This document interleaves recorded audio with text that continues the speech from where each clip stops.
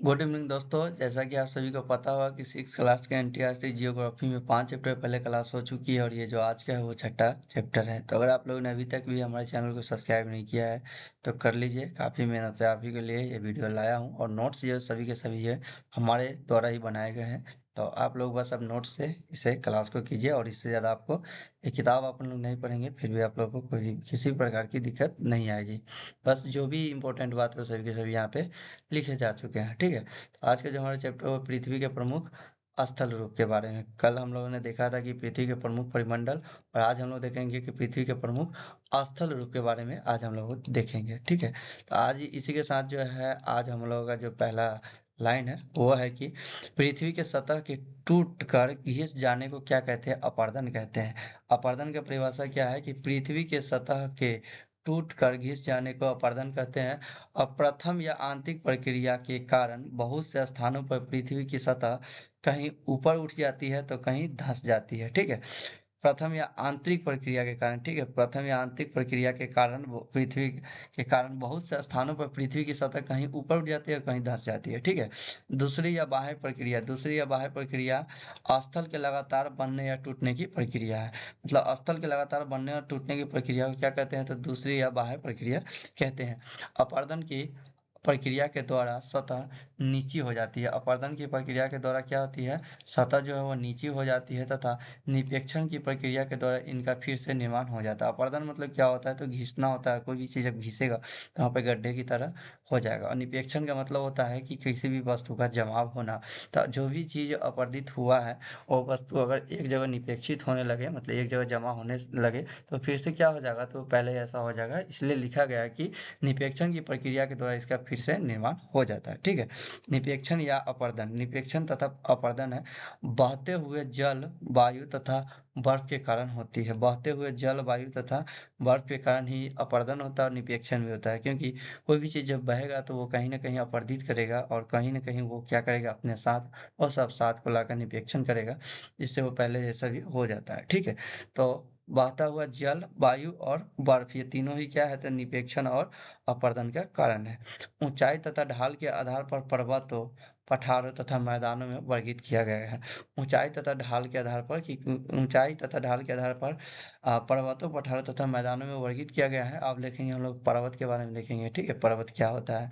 तो शिखर छोटा तथा आधार चौड़ा होता है। अगर आप लोगों को पर्वत को पहचाना तो आप देखेंगे कि उसका शिखर जो होगा वो छोटा होगा और आधार क्या होगा? तो चौड़ा होगा। ठीक है, पृथ्वी की सतह की प्राकृतिक ऊंचाई होती है। पृथ्वी की सतह की प्राकृतिक ऊंचाई को ही पर्वतीय बोला जाता है। और ऊंचाई पर जाने पर जलवायु ठंड हो जाती है।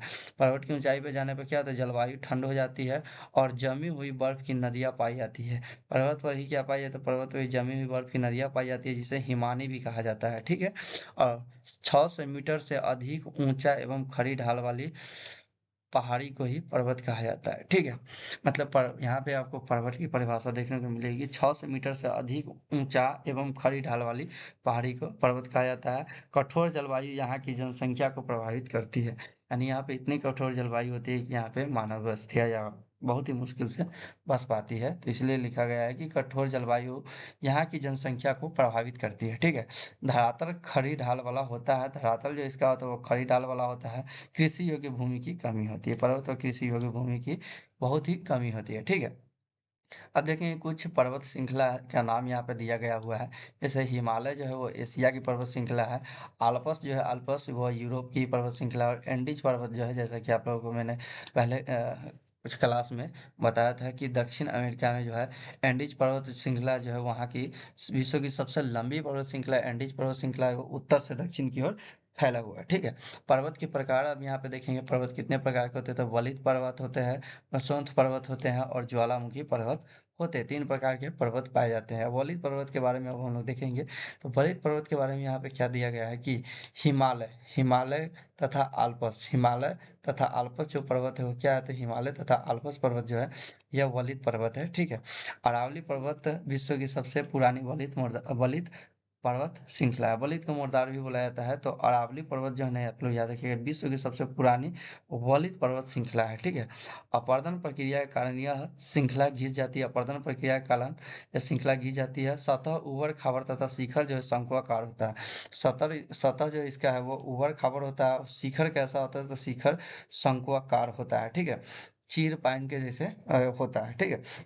उत्तर अमेरिका के अल्पेशियन तथा रूस के यूराल पर्वत गोलाकार दिखाई देते हैं। उत्तर अमेरिका के कौन से पर्वत? उत्तर अमेरिका के अल्पेशियन और रूस के यूराल पर्वत गोलाकार दिखाई दे, इसकी ऊंचाई कम है। इन दोनों के पर्वत की ऊंचाई कम है। ये बहुत पुराने वलित मुर्दार पर्वत है। तो पुराने पर्वत में आप लोग 3 याद कर सकते हैं। भारत का आपका हो गया कौन? तो अरावली पर्वत, और विश्व की सबसे पुरानी है अरावली। उसके बाद क्या है? तो यहाँ उत्तर अमेरिका के अल्पेशियन है तथा रूस के यूराल पर्वत है। ठीक है। अब हम लोग देखेंगे ब्रहस्पति पर्वत के बारे में देखेंगे कि जब बहुत बड़ा भाग टूट जाता है तथा ऊर्ध्वाधर रूप से विस्थापित हो जाता है तब इसका निर्माण होता है। जब कोई भी बहुत बड़ा भाग जब टूट जाता है तथा ऊर्ध्वाधर रूप से विस्थापित हो जाता है तब इसका निर्माण होता है। ऊपर उठे खंड उत्खंड कहलाते हैं, जिसे हार्स्ट हार्स्ट भी कहते हैं। ठीक है। ऊपर उठे खंड को क्या हार्स्ट कहते हैं, और नीचे जो धंसे खंड को क्या कहते हैं? तो द्रोणिका भ्रंश कहते हैं, जिसे ग्रावियन भी कहा जाता है। जिसे क्या कहते हैं? तो इसे ग्रावियन भी कहा जाता है। ठीक है। अब देखेंगे राइन घाटी तथा बासजेस यूराल में है। राइन घाटी तथा बासजेस जो दो क्या है? पर्वत है। ये ब्रहस्पति पर्वत के उदाहरण है। ये यूरोप में है। ठीक है। अब देखेंगे लास्ट जो हमारा वो तीसरा नंबर पर ज्वालामुखी पर्वत है। निर्माण कैसे हुआ है? तो ज्वालामुखी क्रियाओं के कारण होता है। जब लावा ठंडा हो जाता है तो इसी से इसका निर्माण होता है। तो निर्माण कैसे होता है? ज्वालामुखी क्रियाओं के कारण होता है। उदाहरण के लिए माउंट किलिमंजारो हो गया। माउंट किलिमंजारो पर्वत क्या है? तो ज्वालामुखी पर्वत है। कहाँ पे है? तो अफ्रीका में पाया जाता है। फ्यूजियामा जो पर्वत है वो जापान में है, और ये भी क्या है? तो ज्वालामुखी पर्वत का ही उदाहरण है। तो ज्वालामुखी पर्वत के उदाहरण में 2 पर्वत आपको देखने को मिल गया। माउंट किलिमंजारो अफ्रीका में, और फ्यूजियामा पर्वत जो वो जापान में देखने को मिलेगा। वनों से हमें ईंधन, चारा, आश्रय तथा दूसरे उत्पाद जैसे कि क्या? तो गोंद, रेजिन इत्यादि प्राप्त होते हैं। मतलब वनों से हमें बहुत चीज प्राप्त होता है। ईंधन के रूप में लकड़ी भी प्राप्त होती है, चारा भी होता है, आश्रय हम घर भी बनाने के लिए भी बहुत वस्तु का उपयोग करते हैं, या जंगल में भी घर बना सकते हैं। दूसरे उत्पाद जैसे में गोंद, रेजिन इत्यादि भी प्राप्त होते हैं। अब देखेंगे कुछ पर्वतीय खेल के बारे में यहाँ पर दिया गया है। पर्वतीय खेल के बारे में पैराग्लाइडिंग हो गया आपका, पैराग्लाइडिंग हैंड ग्लाइडिंग हो गया। उसके बाद रिवर राफ्टिंग हो गया, रिवर राफ्टिंग, और साथ में स्कीइंग हो गया, स्कीइंग। ठीक है। तो ये 4 जो खेल है वो पर्वतीय खेल है। ठीक है। पठार के बारे में देखेंगे कि पठार उठी हुई एवं सपाट भूमि होती है। पठार क्या होती है? तो पठार की यहाँ पे एक और परिभाषा आ गई कि उठी हुई एवं सपाट भूमि को पठार कहते हैं। भारत में दक्कन का पठार पुराने पठारों में से एक है। भारत में दक्कन का पठार है वो पुरानों पठारों में से क्या है? तो एक है। और केनिया, तंजानिया, युगांडा तथा पूर्वी अफ्रीका पठार एवं ऑस्ट्रेलिया का पश्चिमी पठार इसके उदाहरण हैं। मतलब इसके उदाहरण कौन से हैं? तो केनिया, तंजानिया, युगांडा तथा पूर्वी अफ्रीका पठार एवं ऑस्ट्रेलिया का पश्चिमी पठार इसके उदाहरण। ठीक है। अब देखेंगे विश्व का सबसे ऊंचा पठार कौन सा है? तो विश्व का सबसे ऊंचा पठार, ये वाला नोट आप लोग बढ़िया से कर लीजिएगा, बहुत इंपॉर्टेंट है कि विश्व का सबसे ऊंचा पठार तिब्बत का पठार है। ठीक है। तिब्बत का पठार है। इसकी ऊंचाई कितनी है? तो समुद्र तल से 4000 से लेकर 6000 मीटर तक है। किसका? तिब्बत के पठार की ऊंचाई कितनी है? तो 4000 से लेकर 6000 मीटर की ऊंचाई है। पर्वत में खनिजों की प्रचुरता होती है। पर्वत में क्या होती है? खनिजों की प्रचुरता कहाँ होती है? तो पर्वत में होती है, पठार में नहीं होती है, और पहाड़ी में भी नहीं होती है। तो पठार में जो होता है वो क्या होता है? खनिजों की प्रचुरता। पर्वत में नहीं होता है, सॉरी, पठार में होता है। ठीक है। पठार में खनिजों की प्रचुरता होती है। विश्व के बहुत से खनन क्षेत्र पठारी भागों में स्थित है। अफ्रीका के पठार के बारे में दिया गया है कि अफ्रीका के पठार में सोना, हीरा के लिए प्रसिद्ध है। अफ्रीका का जो पठार है वो सोना एवं हीरा के लिए प्रसिद्ध है। भारत में छोटा नागपुर का पठार है। भारत में क्या है? तो भारत में छोटा नागपुर का पठार लोहा, कोयला तथा मैग्नीज के लिए प्रसिद्ध है। ठीक है। और भारत में छोटा नागपुर का पठार जो है उसमें दिया गया है कि स्वर्ण रेखा नदी पर हुंद्रू जलप्रपात स्थित है। भारत में स्वर्ण रेखा नदी पर हुंद्रू जलप्रपात है। हुंद्रू जलप्रपात है। कर्नाटक में जोग जलप्रपात है। ठीक है। कर्नाटक में जोग जलप्रपात है। जोग जलप्रपात भारत का सबसे ऊंचा जलप्रपात है। ठीक है, ये याद रखिएगा आप लोग। भारत का सबसे ऊंचा जलप्रपात कौन है? तो जोग जलप्रपात, महात्मा गांधी जलप्रपात भी कहा जाता है। इसी जलपात को, जोग जलपात को ही महात्मा गांधी जलप्रपात भी कहा जाता है। लावा पठार में काली मिट्टी की प्रचुरता होती है जो उपजाऊ होती है। लावा के जितने भी पठार होते हैं, ज्वालामुखी क्रियाओं के द्वारा जो निर्मित होता है लावा का पठार, इसमें काली मिट्टी की प्रचुरता होती है। और यह क्या है? तो यह उपजाऊ होती है, मतलब कृषि के लिए बहुत ही अनुकूल मानी जाती है। ठीक है। कई पठारों में रमणीय स्थल होते हैं जो पर्यटकों के लिए आकर्षित करती है, जो पर्यटकों को आकर्षित होती है। कई पठारों में रमणीय स्थल होते हैं जो पर्यटकों को आकर्षित करती है। अब देखेंगे हम लोग मैदान के बारे में। ठीक है। मैदान, मैदान क्या होता है कि यही देखेंगे अब हम लोग मैदान की डेफिनेशन देखेंगे, परिभाषा। ठीक है। मैदान किसे कहते हैं? यहाँ पे दिया है सबसे पहले मैदान। समतल भूमि के बहुत बड़े भाग होते हैं। ठीक है, समतल भूमि के बहुत बड़े भाग होते हैं। समुद्र तल से 200 मीटर से अधिक ऊंचे नहीं होते हैं। ठीक है, समुद्र तल 0 होता है और समुद्र तल से 200 मीटर से अधिक ऊंचा नहीं होता है। ठीक है, वो ही मैदान कहलाता है। ठीक है।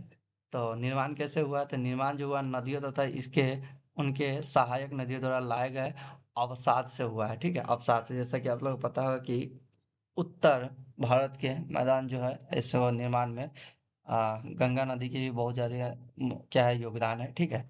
तो गंगा तथा सहायक नदियों द्वारा लाए गए अवसादों से उत्तर मैदान का निर्माण हुआ है और बहुत सी नदियों का उसमें सहयोग है। तो इसी प्रकार जो है मैदान के निर्माण में क्या होता है, नदियों तथा उनके सहायक नदियों द्वारा लाए गए अवसाद से इसका निर्माण हुआ है। एशिया में नदियों द्वारा बनाए गए मैदान। ठीक है, एशिया में देखिए नदियों द्वारा बनाए गए जो मैदान है एशिया में। ठीक है, वो दिया गया है कि भारत में कौन सा है? तो भारत में जो है गंगा एवं ब्रह्मपुत्र का मैदान है। गंगा एवं ब्रह्मपुत्र का नदी के द्वारा जो भी मैदान बनाए गए हैं वो गंगा एवं ब्रह्मपुत्र नदी का मैदान है। ठीक है। चीन में कौन सा है? तो चीन में जो है यांगत्से नदी का मैदान, यांगत्से नदी का मैदान है। और भारत में गंगा का मैदान देश में सर्वाधिक जनसंख्या वाला क्षेत्र है। भारत में जो गंगा का मैदान है वो देश में सर्वाधिक जनसंख्या वाला क्षेत्र है। देश में सर्वाधिक जनसंख्या वाला क्षेत्र है। पहाड़ी किसे कहते हैं? तो पहाड़ी अब देखेंगे वह स्थलीय भाग जो कि आसपास की भूमि से ऊंची उठी होती है। ठीक है, कोई ऐसा जो स्थलीय भाग है जो आसपास की भूमि से ऊंची उठी होती है उसे ही क्या कहते हैं? उसे ही पहाड़ी कहते हैं। ठीक है। अब देखेंगे यहाँ पे कुछ नाम दिए गए हुए हैं।